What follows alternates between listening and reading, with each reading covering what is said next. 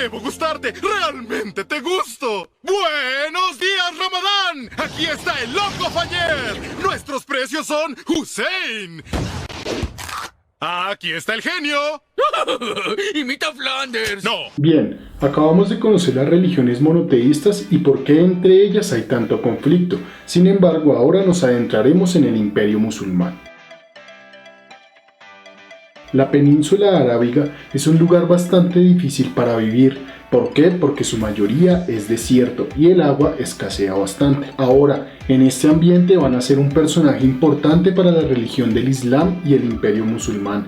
Este es Mahoma, quien nace en el año 570, pero para el año 622 migraría de su ciudad de origen, es decir, la Meca, a la nueva ciudad llamada Medina. A este proceso se le conoce como la Hégira, y no solamente es la migración de Mahoma. Desde acá empieza el año cero para los pueblos musulmanes, es decir, que el año 622 de nuestra era, es decir, después de Cristo, para los musulmanes es el año cero. Pero finalmente, Mahoma moriría en el año 632, dejando un gran legado. Lo primero es que el Islam tendría un libro bastante importante, un libro sagrado, y este se llamaría el Corán, el cual realmente consiste en la palabra de Dios, solamente que Dios dictó este mandato a Mahoma, el cual se dedicó a escribirlo. Aunque también existe otro libro importante y se llama el Sunnah, el cual consiste en enseñanzas que dio Mahoma durante toda su vida, aunque en la actualidad hay un debate, y es que se cree que no todo el Sunnah o no todas las enseñanzas en este libro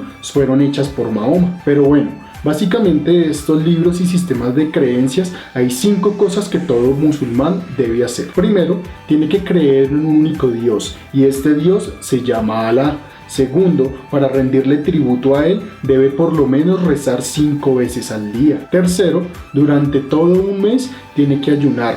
Este mes se conoce como el mes de Ramadán. Se hace en honor a Mahoma y consiste en la forma en que los musulmanes queman sus pecados. Cuarto, y algo muy importante para estas comunidades, es que se tiene que dar limosna a los pobres. Y quinto, finalmente, es que todo musulmán, al menos una vez en la vida, debería visitar la Meca. Ahora, estas cosas principales fueron respetadas y seguidas por un grupo de personas que tenían mucha relación con Mahoma. A ellos se les conoce como los califas ortodoxos. ¿Y por qué ortodoxos? Precisamente porque fueron los califas que más se apegaron a las enseñanzas de este profeta. Pero antes de seguir, un califa es un líder político y religioso de una comunidad. En este caso podemos hablar del pueblo musulmán. Ahora, el primero de estos califas, cuyo nombre era Abu Bakr, se encargó de considerar la península ibérica como parte del imperio musulmán. Por tanto, su expansión tenía que tener en cuenta la conquista de este lugar. Después de él seguiría Omar,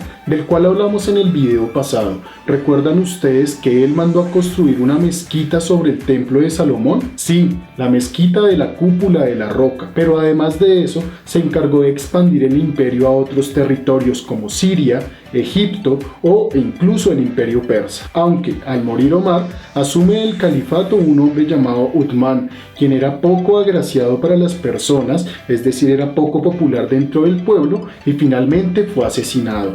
¿Pero qué pasó con este asesinato? Pues esto daría paso al cuarto y último califa ortodoxo, es decir, Alí, quien fue sometido a un juicio porque aparentemente fue la persona encargada de asesinar a Uthman. ¿Qué sucedió? Finalmente se le condenó culpable y también fue asesinado. Y esto es muy importante porque este juicio que se le hizo a Ali dividiría al pueblo musulmán en 2 facciones. Serían aquellos que continuarían la tradición musulmana de los califatos y otros los cuales dirían que este juicio que se le puede hacer a un califa no debería ser permitido. Pero bueno, ¿cómo estaba organizado el imperio musulmán? Lo primero y más importante para este imperio es que era de carácter teocrático, es decir, mezclaban la religión con la política y de ahí nacía el poder. Lo segundo es que estaba dividido en pequeñas partes y a cada una de ellas se le conoció con el nombre de provincia. Estas provincias, a su vez, aunque eran gobernadas por el califa, también lo hacían en menor medida por una especie de gobernantes más pequeños llamados emir. Y finalmente, el gobierno del imperio musulmán tendría ciertos funcionarios con distintas funciones, por supuesto. El primero de ellos era el califa, que como ya mencionamos, se encargaba del poder político y religioso y era la máxima autoridad. El segundo era el visir, el cual tenía una función muy parecida a la del primer ministro. Piensen ustedes que es la existencia de un presidente, pero que más arriba de él tiene un cargo más importante. En tercer lugar, y como lo acabamos de hablar, existe el emir, el cual es el gobernante de una provincia específica y no de todo el imperio. También está el cadi, el cual desempeña el papel del juez y hace respetar las reglas mismas del imperio, ya sea en general en él o en las distintas provincias que lo componen. Por último, podríamos hablar del diwan. Es un personaje que se conoce como el tesorero real, es el que lleva las finanzas, distribuye las riquezas y reconoce todo aquello material que pertenece al imperio. Y toda esta organización se daba en el marco de una sociedad que era primero urbana y segundo jerarquizada. ¿Qué quiere decir esto? Que la mayoría del poder se concentraba en las ciudades, así como las formas de vida más desarrolladas del imperio mismo. Pero también hablábamos de una sociedad jerarquizada en cuanto que las personas más cercanas a los cargos altos de la religión, asimismo serían más importantes en la dinámica social. Ahora, la economía tenía un factor muy importante, y es que lo más clave era el comercio, pero para este comercio tenían que existir rutas comerciales, es decir, el imperio buscaba mantener las rutas comerciales bajo su poder, no solamente aquellas que estaban dentro de sus provincias, sino también aquellas que comunicaban Europa, Asia, África. Claro, ¿esto qué quiere decir? Que al estar en un lugar tan estratégico van a tener la oportunidad de decidir qué es lo que se comercia y qué es lo que no. No solamente dentro del imperio, sino también con otros imperios aledaños que incluso podrían ser enemigos. Y claro, por supuesto, en esa zona que hablábamos del Medio Oriente también se daba la agricultura y la ganadería, y otro oficio bastante importante para ellos tenía que ver con las artesanías, y era la elaboración de productos hechos a mano. Pero bueno, más allá de todo esto tenemos que entender por qué se expandió el imperio musulmán, pues todo esto precisamente viene de Mahoma. Cuando escucha las palabras del arcángel San Gabriel, una de las cosas que le quedan claras es la yihad, es decir, la guerra santa. Tenemos que convencer a los demás pueblos de que nuestra religión, el Islam y nuestro Dios, Alá, es el verdadero, y lo vamos a hacer mediante el uso de la violencia. Ahora destruiré su decadente sociedad occidental.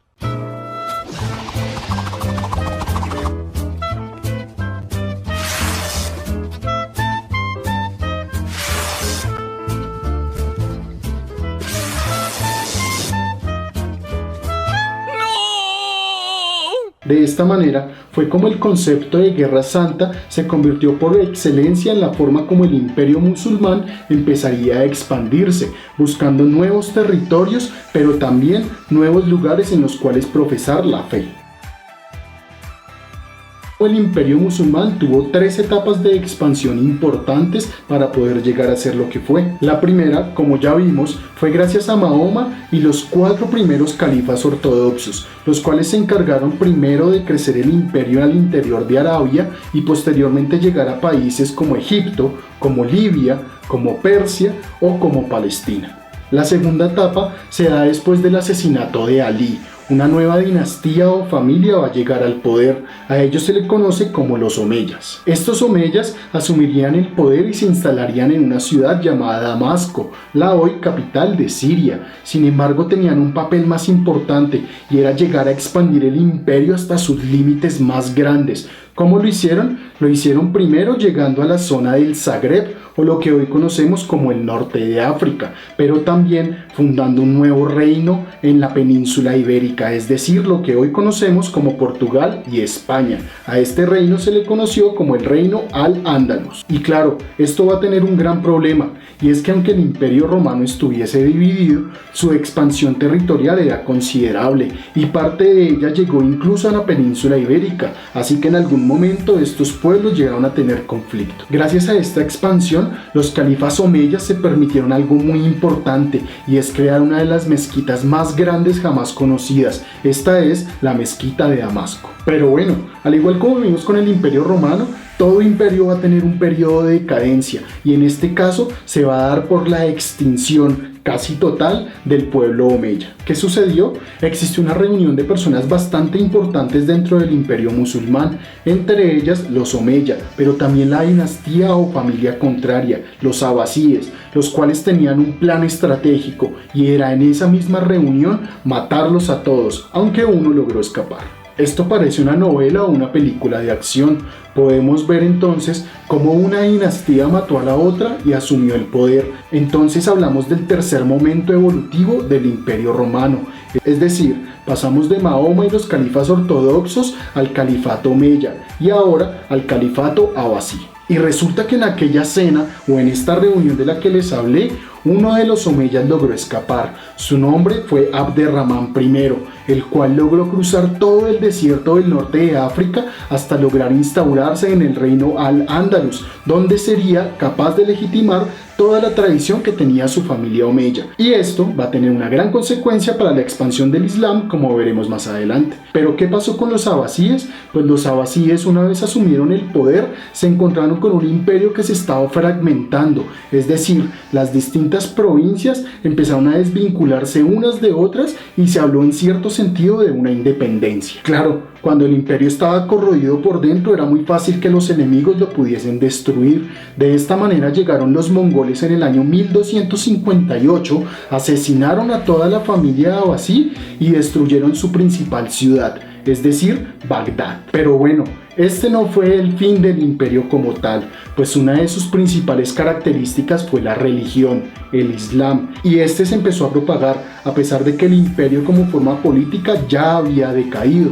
De esta manera fue como influyó en los otomanos, los cuales más tarde derrotarían al imperio bizantino, pero también por medio del reino de Al-Ándalus empezaron a tener una gran influencia en Europa. Esto, como veremos más adelante, duraría más o menos hasta el siglo XV, propiamente el año 1492, cuando finalmente se expulsa a los moros y a los pueblos musulmanes de la península ibérica. Entonces, podemos afirmar que más allá del imperio musulmán se empieza a consolidar una religión que influiría bastante en el mundo, se expandiría y hoy causaría gran parte de los fenómenos y problemas políticos de nuestro tiempo. ¿Recuerdas la separación entre suníes y chiíes a causa del asesinato y juicio de Alí?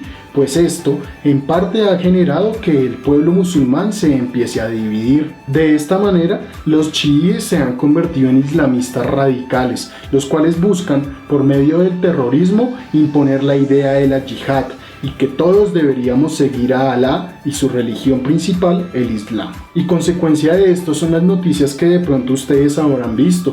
Hablamos de atentados en América, en Europa o en mismos pueblos musulmanes, por parte de grupos como el Estado Islámico o ISIS. ¿Qué podemos concluir entonces de todo esto?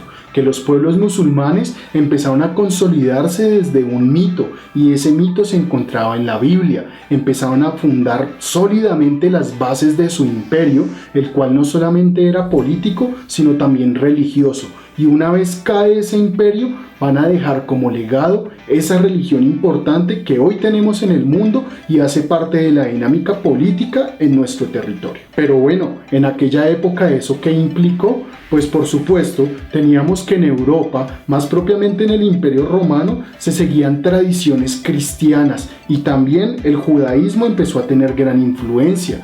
Ello llevó a que principalmente estos dos imperios empezaran a crear contradicción entre ellos y derivado de ello los conflictos. Como es el caso de la península ibérica, no solamente se peleó por el territorio, sino lo que estaba en juego era imponer un sistema de creencias y valores, llámese cristianismo, llámese judaísmo o llámese islam. Si te gustó este video, no olvides suscribirte, dejar un like y nos vemos en el próximo.